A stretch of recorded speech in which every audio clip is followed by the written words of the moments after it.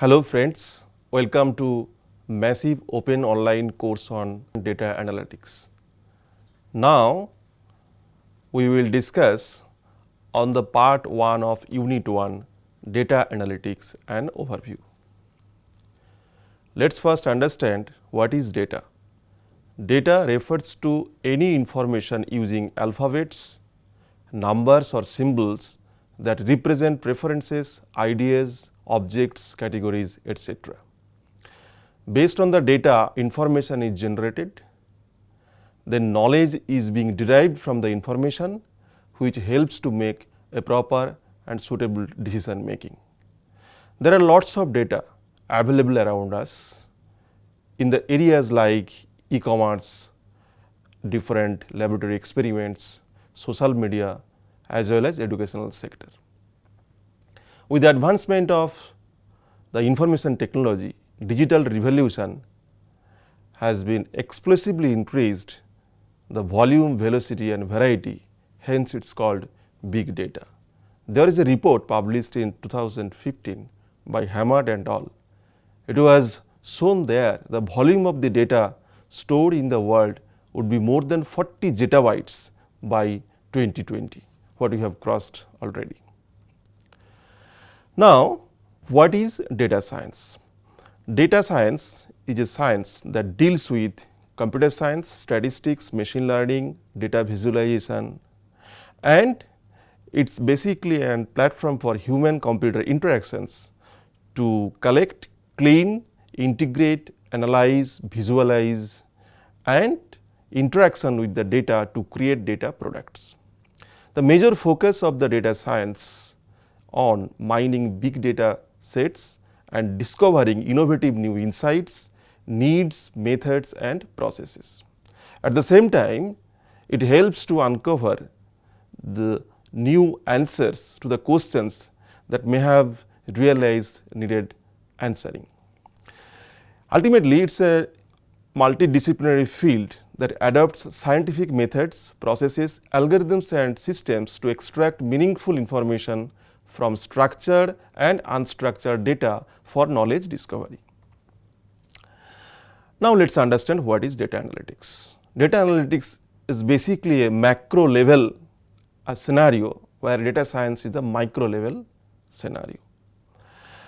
Data science mostly a broader perspective with more comprehensive set of fields, but in case of data analytics, where a scientific process for transforming data into insights for making better decisions.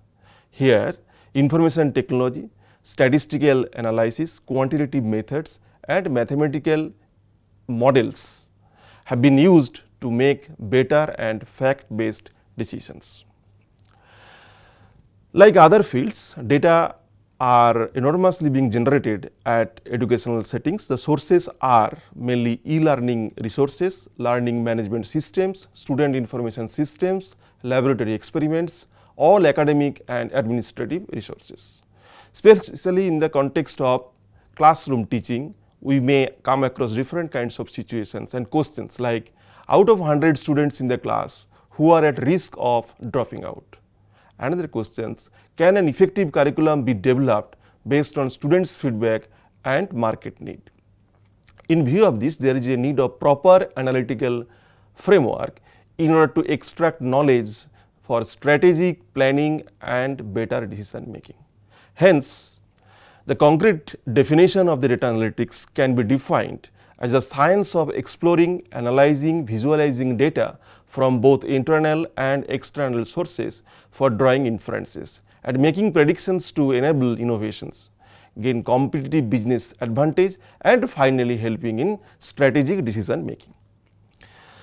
There are different types of data may be classified with respect to different situations. According to scales and measurements, data can be classified into quantitative and qualitative dimensions. Again, quantitative dimensions can be categorized into discrete and continuous dimensions, and those were measured by interval and ratio scales.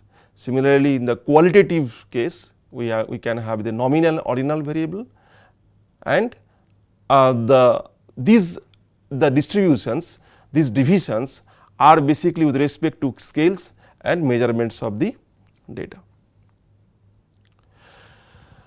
According to the structure of the data, there are three types of data: unstructured data, semi-structured data and structured data.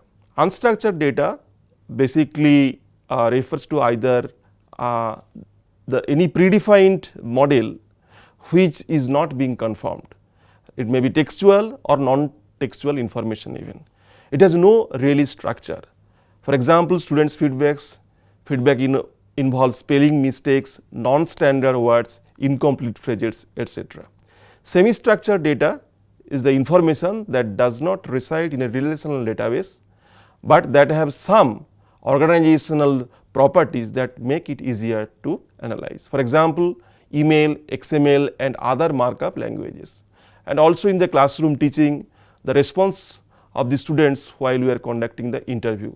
So, sometimes structured, sometimes unstructured. So, in a combination it will refer to an unstructured data. And structured data that perfectly conform to a predefined schema or structure. It is highly organized and usually resides in relational databases. For example, in case of real life situations, the enterprise resource planning, transactional data, students' mark sheets, records, everything are properly organized. Data analytics workflow have multiple blocks and they are interconnected.